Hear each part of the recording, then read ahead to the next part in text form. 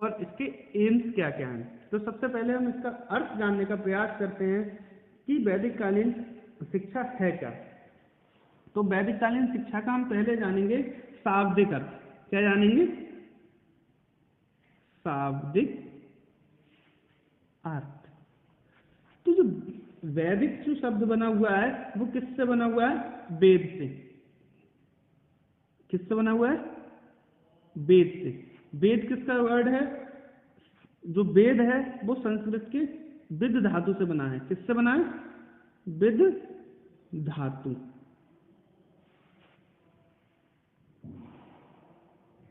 ये संस्कृत के विद धातु से बना हुआ है।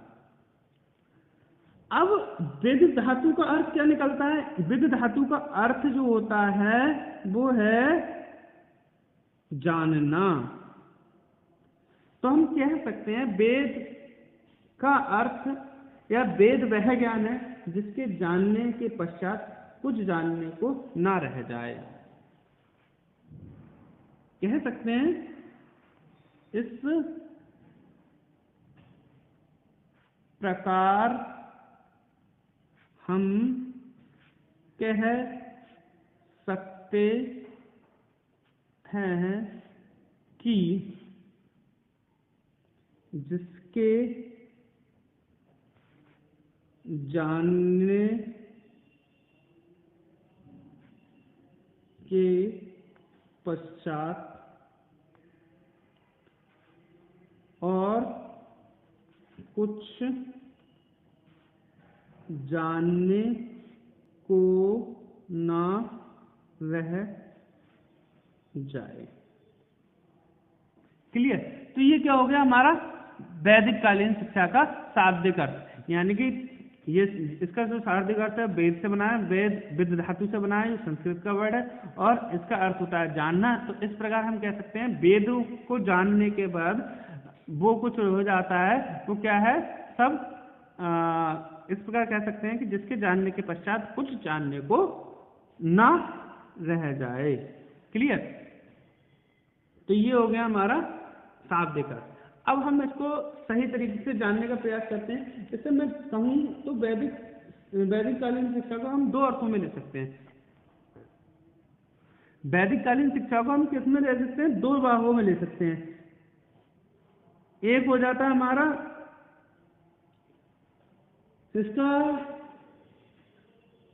संकुचित अर्थ। हम इसके अर्थ को हम किस तरीके से ले सकते हैं? वैदिक कालीन शिक्षा का अर्थ को हम दो भागों में ले सकते हैं, संकुचित अर्थ और व्यापक अर्थ।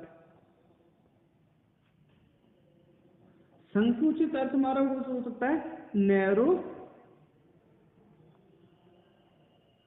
मीनिंग। क्लियर? तो ये जो है नैरो मीनिंग का मतलब क्या होता है? इसका अर्थ हम किस तरीके से कह सकते हैं कि जब हम फॉर्मल रूप से शिक्षा ग्रहण करते हैं, गुरुकुल में जाकर ब्रह्मचर्य का पालन करते हुए गुरु से ज्ञान प्राप्त करते हैं, तो ये कौन सी शिक्षा है? वैदिक कालीन शिक्षा। इसमें जो मुख्य भाग है कि हम औपचारिक शिक्षा लेंगे। किस तरीके की शिक्षा लेंगे? औपचारिक शिक्षा में हम क्या लेंगे? औपचारिक शिक्षा। भाई औपचारिक जो फॉर्मल एजुकेशन होती है, तो भाई हम गुरु के पास जाएंगे और गुरु हमें अपने क्लास में जगह देगा और वहाँ पर हमें पढ़ाएगा। एक वेद का ज्ञान कराएगा, दूसरे ज्ञान का ज्ञान कराएगा। हमें यहाँ पर क्या करना पड़ेगा? ब्रह्मचर्य का पालन करना पड़ेगा।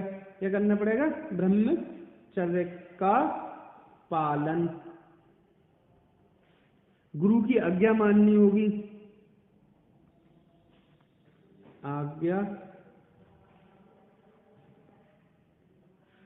और भावी जीवन के लिए तैयार किया जाएगा। भावी जीवन के लिए तैयार करना मतलब क्या है? अगर आप ब्राह्मण कुल में जन्म लिए हो तो आपको वेदों का ज्ञान करके पढ़ाने योग्य बनाया जाएगा, और आपने क्षत्रियों को यहाँ पे जन्म दिया है तो आपको शस्त्रों का ज्ञान दिया जाएगा, और आपने वैश्य के यहाँ जन्म लिया है तो आपको व्यापार करना सिखाया जाएगा, और शूद्रों को वैदिक काल में शिक्षा की व्यवस्था नहीं थी। तो ये तो था फॉर्मल एजुकेशन की तरीके से। इसमें क्या किया कि भाई ब्रह्मचर्य रहना है, पूजा पाठ करनी है, गुरु की आज्ञा माननी है, और भावी जीवन के लिए तैयार करना है, और औपचारिक रूप से आपको गुरुकुल में जाना होगा। वहाँ पे जो भी 10 वर्ष या 20 वर्ष या 24 वर्ष जितनी भी शिक्षा की व्यवस्था है जिस गुरुकुल में, उतने वर्ष आपको शिक्षा ग्रहण करनी होगी। परंतु व्यापक अर्थ की बात करें तो शिक्षा का अर्थ हम कहें व्यापक अर्थ में बोले तो क्या है, तो शिक्षा वैदिक काल के अनुसार, वैदिक काल के अनुसार, वैदिक काल के अनुसार शिक्षा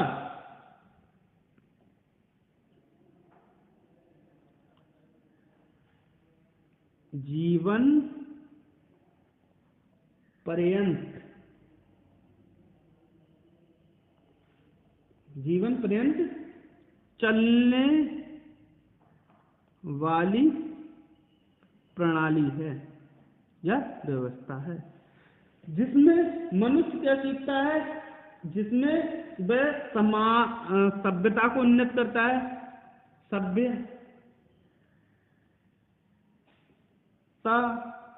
संस्कृति को उन्नत करना,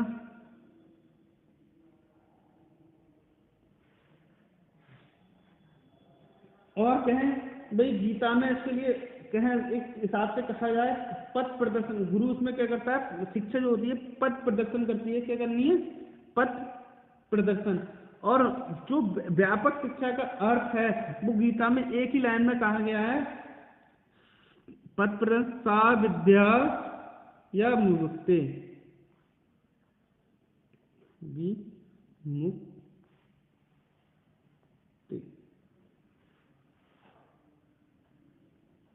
कहने का मतलब क्या है, कह सकते हैं कि ज्ञान के माध्यम से ही हमें मोक्ष की प्राप्ति हो सकती है। यहाँ ज्ञान हो, यहाँ विद्या हो, वहीं पर ज्ञान हमें मोक्ष की प्राप्ति होगी। यानी कह सकते हैं इस तरह शिक्षा हमको संसार के सुख तथा सुख को प्रदान करती है, वह ज्ञान का रास्ता दिखाकर हमें मोक्ष देती है, और ये कहती है कि माता के समान सुख देती है। विद्या क्या है, माता के समान सुख देती है, ये बहुत याद रखना। विद्या जो है माता के समान सुख देती है, सुख देती है। नंबर 2 पॉइंट एक में पिता के समान, पिता के समान हमारा पथ प्रदर्शन करती है। पत्नी के समान अत्यंत सुख प्रदान करती है।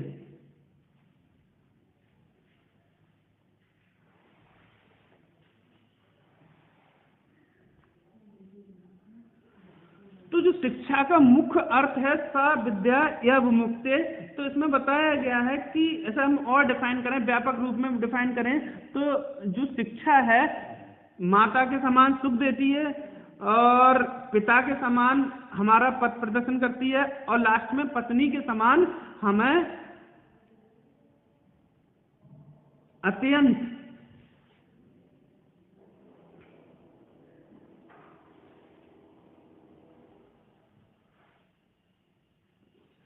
अत्यंत सुख प्रदान करती है। क्लियर? तो ये था इसका व्यापक अर्थ। अब हम इसकी बात कर लेते हैं, इसके उद्देश्य क्या क्या होंगे।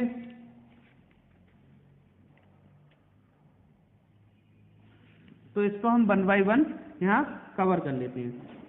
इनकी एम्स ऑफ वैदिक पीरियड एजुकेशन। तो सबसे पहले क्या हो सकता है, ज्ञान एवं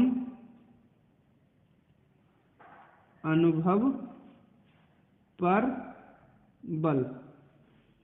भाई हमें क्या करता है, ज्ञान देता है और अनुभव से द्वारा शिक्षा लेने को कहता है। नंबर 2, चित्त प्रवृत्तियों का निरोध। कहने का मतलब है कि शिक्षा का द्वितीय उद्देश्य छात्रों के चित्त प्रवृत्ति का निरोध करना है। यानी कि प्राचीन काल में शरीर की अपेक्षा आत्मा पर अधिक बल दिया जाता था। शरीर नश्वर यानी कि नाशवान है, आत्मा अनश्वर यानी स्थायी है। ऐसा करने से चित्त की प्रवृत्ति का निरोध और मन पर नियंत्रण करने में सफलता मिलती थी। थर्ड हमारा है ईश्वर भक्ति। ठीक, हमें ईश्वर भक्ति करनी चाहिए, ईश्वर से ही हमें सब कुछ मिलेगा। फिर हमारा चौथा हो जाएगा चरित्र निर्माण। वैदिक शिक्षा का मुख्य उद्देश्य होता है चरित्र निर्माण। जिस व्यक्ति का चरित्र नहीं होगा वो व्यक्ति किसी भी काम का नहीं है। तो कह सकते हैं चरित्र सबसे इम्पोर्टेंट है। फिर व्यक्तित्व विकास,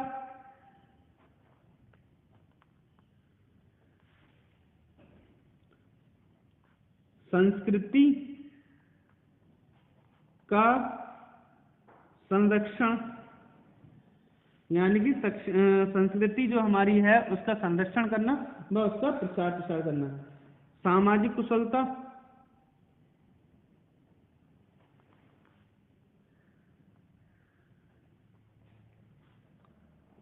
विकास, और नंबर 8 सामाजिक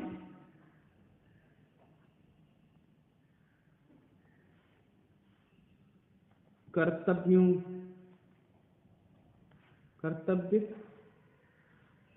पालन की भावना का समावेश।